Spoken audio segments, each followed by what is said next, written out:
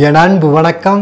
என் பேர் Sivaraman. Okay, இப்போ நம்ம வந்து ஒரு 4 உருளைக்கிழங்க நான் என்ன பண்ண போகிறேன், இதில் நல்லா செத்திக்கிறேன். நல்லா கொலைய வச்சிட வேண்டாம், கையில் கூட நீங்கள் மசிச்சிக்கலாம். ஆனால் இந்த மாதிரி செத்திக்கிட்டா நல்லாயிருக்கும். நான் செத்திக்கிறேன். பொடியாக நறுக்கி வச்சுருந்தேன் அரை மிளகாவை சேர்த்துக்கிறேன். 1/4 இன்ச்சு இஞ்சி பொடியாக நறுக்கி வச்சதையும் நான் சேர்த்துக்கிறேன். பொடியாக நறுக்கி வச்சுருந்தேன் அரை வெங்காயத்தையும் நான் சேர்த்துக்கிறேன். 30 வறுத்த வேர்க்கடலையை ஒன்றும் பாதியமாக நொறுக்கி நம்ம சேர்த்துக்கலாம்.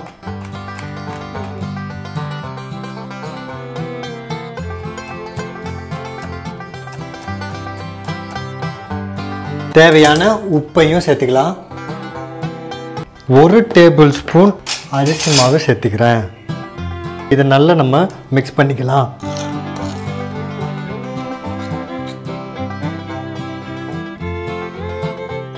ஓகே, இதை நல்லா பிசைஞ்சாச்சு.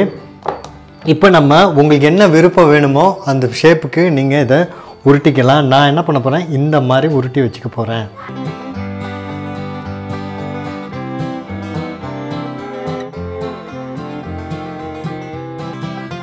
ஓகே, இதை உருட்டியாச்சு. இப்போ நான் ஒரு 4 டேபிள் ஸ்பூன் மைதாவை சேர்த்துக்கிறேன். 1 டேபிள் ஸ்பூன் அரிசி மாவும் சேர்த்துக்கிறேன். இதில் உங்கள் காரத்துக்கு ஏற்ற மாதிரி மிளகாத்தூள் சேர்த்துக்கோங்க. நான் அரை டேபிள் ஸ்பூன் சேர்த்துக்கிறேன். அரை டீஸ்பூன் மஞ்சத்தூள் சேர்த்துக்கிறேன். தேவையான உப்பையும் இதோடு சேர்த்துக்கிறேன். இதை நல்லா இப்படி மிக்ஸ் பண்ணிவிட்டு நம்ம தண்ணி ஊற்றி ஒரு பேட்டர் மாதிரி ரெடி பண்ணிக்கலாம்.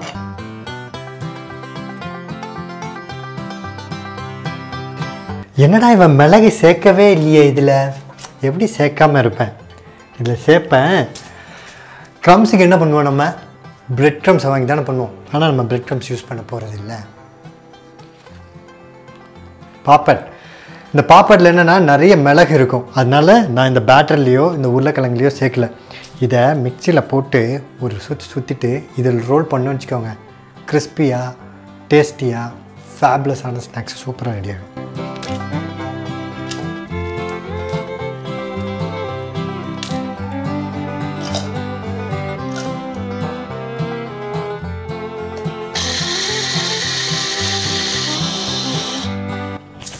சூப்பராக ரெடி ஆகிடுச்சு.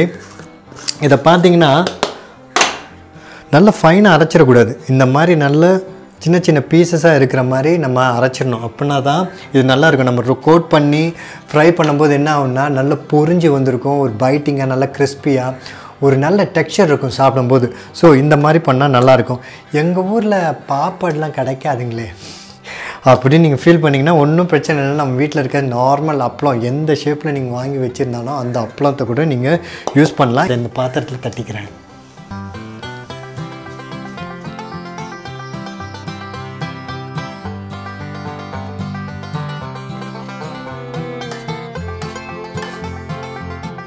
இந்த மாதிரி ஃபோக்கில் தட்டி எடுத்தால் நம்ம கையில் எதுவுமே தொட தேவையில்லை. கையில் மாவும் ஆகாது. அப்பளத்தை நொறுக்கி வச்சுருந்தோம்ல, அதில் போட்டு மிக்ஸ் பண்ணி இப்படி வச்சுக்கலாம்.